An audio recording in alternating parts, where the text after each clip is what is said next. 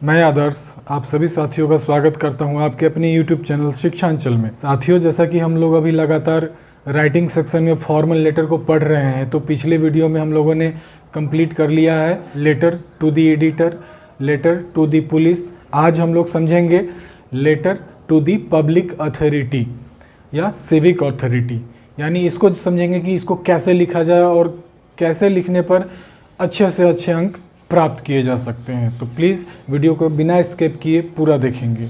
मैंने आपको पहले भी बता दिया था कि फॉर्मल लेटर में सभी प्रकार के पत्रों का जो फॉर्मेट होता है वो लगभग एक ही तरह का होता है, बस थोड़े बहुत बदलाव होते हैं, उसको समझना जरूरी है। सेंडर्स एड्रेस यानी जिसको पत्र लिखना होता है वो सेंडर होता है, उसका एड्रेस क्वेश्चन में दिया हुआ रहेगा। अगर नहीं भी दिया रहेगा तो आप खुद से एक क्रिएट करके लिख सकते हैं। और ध्यान रहे, सेंडर्स एड्रेस कभी भी आप ऐसे नहीं लिखेंगे, आप ऊपर नीचे करके लिखेंगे। एग्जाम्पल पर मैं इसे क्लियर करूंगा। उसके बाद जहां भी आपका सेंडर्स एड्रेस एंड हो जाए उसके बाद एक लाइन छोड़ना है आपको, और उसके बाद जो है सो डेट लिखना है। डेट किस फॉर्मेट में लिखना है जब हम एग्जाम्पल पर आएंगे तो उसको अच्छे तरह से समझेंगे। फिर जब आपका डेट समाप्त होता है यानी डेट लिख लेते हैं तो एक लाइन छोड़ेंगे, फिर रिसीवर्स एड्रेस लिखेंगे। जहाँ तक रिसीवर्स एड्रेस आपका समाप्त हो जाएगा वहाँ से आप क्या करेंगे कि एक लाइन छोड़ देंगे। फिर आप क्या लिखेंगे, सब्जेक्ट, जिस मुद्दे पर आप पत्र लिख रहे हैं उस मुद्दे को एक फ्रेज के रूप में लिखना है जो कि बहुत ज़्यादा लंबा भी ना हो और सटीक हो, जिससे कि सामने वाले को समझ में आ जाए कि कौन सी समस्या पर ये पत्र लिखा गया है। तो ये आपका मैक्सिमम 7 to 10 वर्ड्स में होना चाहिए, उससे ज़्यादा नहीं। फिर आपका सब्जेक्ट के बाद एक लाइन छोड़ करके सैल्यूटेशन लिखते हैं, यानी डियर सर, मैडम आप लिख सकते हैं या केवल सर भी लिख सकते हैं, क्योंकि अगर आप श्योर नहीं है कि सामने वाला जो है सो मेल है या फीमेल है तो आपको सर लिखना पड़ेगा, तो आप सर लिखेंगे। उसके बाद हमारा जो है सो सैल्यूटेशन के बाद एक लाइन छोड़ेंगे, वो सर लिखेंगे, और एक लाइन नीचे छोड़ करके तब लिखेंगे। पैराग्राफ आपका 1 स्टार्ट होता है, उसके बाद 2, और यानी 3 पैराग्राफ में आपको पत्र लिखना है। तो फर्स्ट पैराग्राफ में मैंने बताया था कि introduce yourself and the purpose of writing the letter. First para में यही होता है, यानी अपने आप का परिचय देना होता है और उद्देश्य बताना होता है कि आपके पत्र लिखने का उद्देश्य क्या है। दूसरे पैराग्राफ में डिटेल एक्सप्लेनेशन करना होता है कि जो मुद्दा है, जो आपका इशू है, जो प्रॉब्लम है, उसको डिटेल में समझाना होता है। उसका थर्ड पैराग्राफ जो है आपका वो कंक्लूजन है, यानी इसमें क्या होता है कि आपको एक सुझाव अपनी तरफ से देना होता है, एक थोड़ा सा एक रिक्वेस्ट करना होता है, क्योंकि आप फॉर्मल लेटर लिख रहे हैं, आप रिक्वेस्ट कर रहे हैं ऑफिसर को या किसी भी पदाधिकारी को, तो आपको क्या करना होता है, रिक्वेस्ट करना होता है। तो आपके वर्ड्स जो होने चाहिए वो सोफिस्टिकेटेड होने चाहिए। उसके बाद हमारा जैसे ही फर्स्ट, सेकंड, थर्ड पैराग्राफ खत्म होता है तो क्लोजिंग लाइन हो, क्लोजिंग वर्ड आप यूज़ करेंगे, थैंकिंग यू, ये आपका क्लोजिंग लाइन है। उसके बाद उसके नीचे योर ट्रूली, योर फेथफुली, कुछ भी आप लिख सकते हैं, और उसके नीचे जो है सो नेम क्वेश्चन में दिया रहेगा। गर्ल्स का और बॉयज़ का दोनों का दिया रहता है, तो डिपेंड करता है कि अगर लड़का लिख रहा है तो लड़का का नाम लिखेगा, लड़की लिख रही है तो लड़की का नाम लिखेगी। अगर क्वेश्चन में नेम नहीं दिया है तो आप अपना नाम नहीं लिखेंगे, आप उसके जगह पर, नेम की जगह पर XYZ या ABC लिख देंगे। और साथियों एक बात और ध्यान रहे कि सब्जेक्ट जो भी होगा, आपका फ्रेज जो होगा, उसको अंडरलाइन करना नहीं भूलेंगे। वो एकदम सब्जेक्ट को एकदम से अंडरलाइन कर ही देना होता है। तो आते हैं एग्जाम्पल पे। सबसे पहले मैंने लिखा सेंडर्स एड्रेस, ये मैंने कोई भी एक एड्रेस ले लिया, 056 मुजफ्फरपुर डिस्ट्रिक्ट बिहार 842001, जो भी आपका एड्रेस बनता है आप इसको ऐसे ही लाइन बाय लाइन ऊपर नीचे करके लिखेंगे।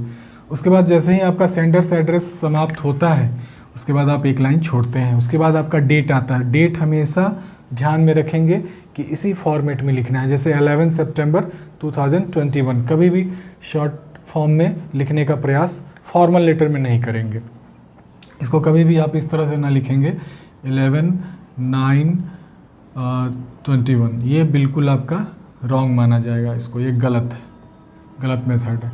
उसके बाद एक लाइन छोड़ने के बाद जो रिसीवर है, जिस अथॉरिटी को हम लिख रहे हैं उसका address, the licensing authority department of transport Bihar हो गया, ये आपका रिसीवर्स एड्रेस हो गया। उसके बाद जो है सो आपका एक लाइन फिर छूटता है और उसके बाद जो है सो आपका सब्जेक्ट मैंने बताया था कि एक फ्रेज होता है और सिर्फ 7 to 10 वर्ड्स का होता है, ज़्यादा बड़ा नहीं होता है, लेकिन स्पष्ट होता है कि आप किस पर्पज़ से आप लिख रहे हैं।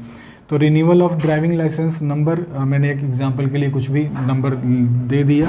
और जैसा कि मैंने बताया कि सब्जेक्ट आपका किसी भी फॉर्मल लेटर में जब आप सब्जेक्ट लिख रहे हो तो हमेशा उसको अंडरलाइन करना ना भूलें, उसको एकदम एक लाइन में हो या 2 लाइन में हो, आप उसको अंडरलाइन जरूर करें। और उसके बाद हमारा आता है सैल्यूटेशन।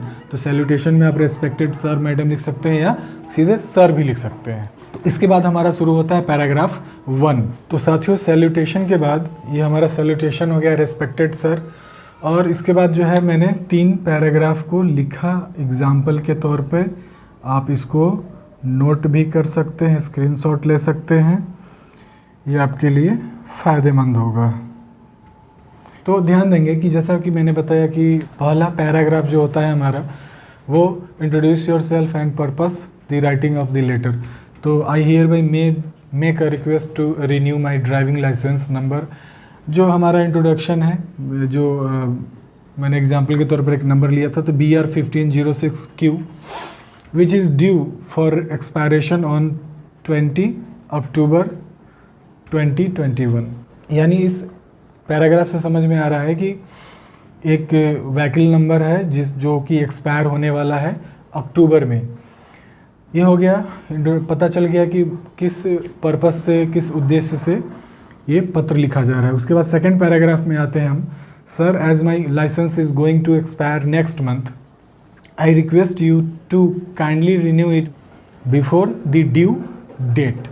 यानी यहाँ पर रिक्वेस्ट, जैसा कि मैंने बताया था कि सेकंड पैराग्राफ में है, और या थर्ड या पूरे फॉर्मल लेटर में आप हमेशा सोफिस्टिकेटेड वर्ड्स का इस्तेमाल करेंगे, काफ़ी विनम्र भाषा का प्रयोग करते हैं। तो यहाँ पर रिक्वेस्ट किया जा रहा है कि बताया जा रहा है कि जैसा कि मेरा ड्राइविंग लाइसेंस जो है वो अगले महीने जो है सो एक्सपायर होने जा रहा है, तो आप से रिक्वेस्ट है कि आप इसको रिन्यू कर देंगे। Otherwise it will be troublesome for me as I use my vehicle to travel to the workplace। यानी जब मैं व्हीकल चलाऊंगा तो परेशानी का सबब बन जाएगा और मुझे दिक्कत होगी अपने वर्क प्लेस पे जाने पे। I have attach the copy of the original licence, और जो उनका ओरिजिनल लाइसेंस है उसकी कॉपी उन्होंने ओरिजिनल कॉपी उसमें अटैच कर दिया है। और भी कुछ डिटेल आप लिख सकते थे, मैंने इसको थोड़ा सा शॉर्ट में लिखा। थर्ड पैराग्राफ पे आते हैं। I have already submitted the renewal form and made necessary payment for the renewal of licence, looking forward to your kind response. यहाँ पर बताया जा रहा है कि मैंने पहले ही अपना जो है रिन्यूअल फॉर्म जो है सो उसको सबमिट कर चुका हूँ, और जो भी नेसेसरी पेमेंट्स, जो भी प्रोसेसिंग पेमेंट्स होते हैं उसके, वो भी मैंने जमा कर दिया है। आपके अच्छे रिस्पॉन्स के इंतज़ार में हूँ। ये हो गया आपका थर्ड पैराग्राफ। और लास्ट में आप जब क्लोजिंग लाइन लिखते हैं तो थैंकिंग यू लिखते हैं। उसके बाद फिर नीचे your truly, your faithfully, your sincerely, कुछ भी लिख सकते हैं, लेकिन कोई एक ही लिखेंगे। और उसके बाद जो क्वेश्चन में आपका नेम दिया हुआ है आप उस नेम को लिखेंगे। ये NAME नहीं लिखना है, जो क्वेश्चन में नेम दिया है उसको लिखना है। अगर क्वेश्चन में कोई भी नाम नहीं दिया है तो आप उसके जगह पर XYZ लिख सकते हैं। इस नेम वाला जहाँ पर मैंने ये NAME लिखा है उसके जगह पर आप XYZ या ABC लिख सकते हैं। अपना नाम बिल्कुल भूल करके भी नहीं लिखेंगे। तो उम्मीद है साथियों आप सभी को आज का वीडियो बहुत ही पसंद आया होगा।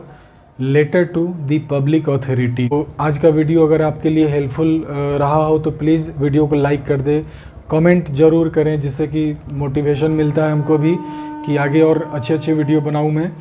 और अगर आप चैनल पे नए हैं तो प्लीज़ चैनल को सब्सक्राइब कर लें, शेयर कर दें, और हाँ बेल आइकन ज़रूर दबाएं, जिससे कि हर एक रोज़ नए आने वाले वीडियो आपको आसानी से मिल जाए। तो बहुत बहुत धन्यवाद आप सभी का वीडियो देखने के लिए। मिलते हैं अगले वीडियो में।